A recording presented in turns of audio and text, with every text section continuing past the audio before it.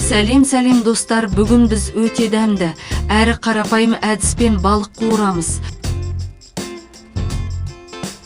Алдымен бір жұмыртқаны алып, оған шым-шым тұз қосып, жақсылап араластырамыз.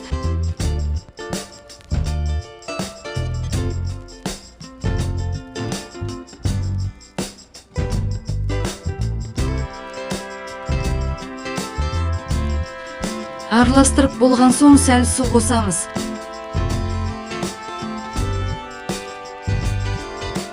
Содан соң 5 ас қасық ұн салып, жақсылап араластырамыз. Массамыз қою болса, тағы сәл су қосып жібереміз.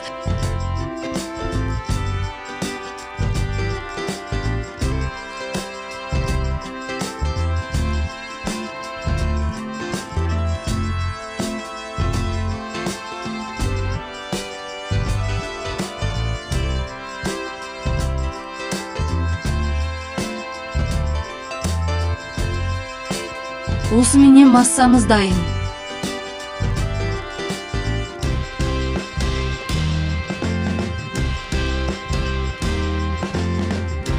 Майымызды жақсылап қыздырып алып, дайындаған сұйық массаға балығымызды жақсылап салып қуырамыз.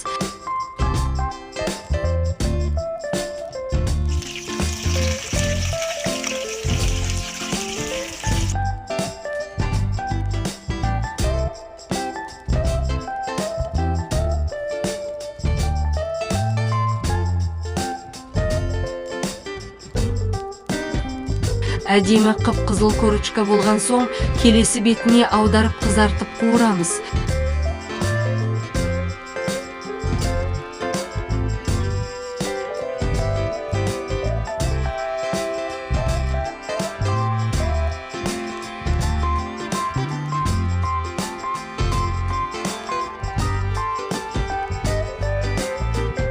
Осылай барлығын қуырып, тәрелкеге салып, бар фантазиямызды қосып, әрлеп әсемдейміз.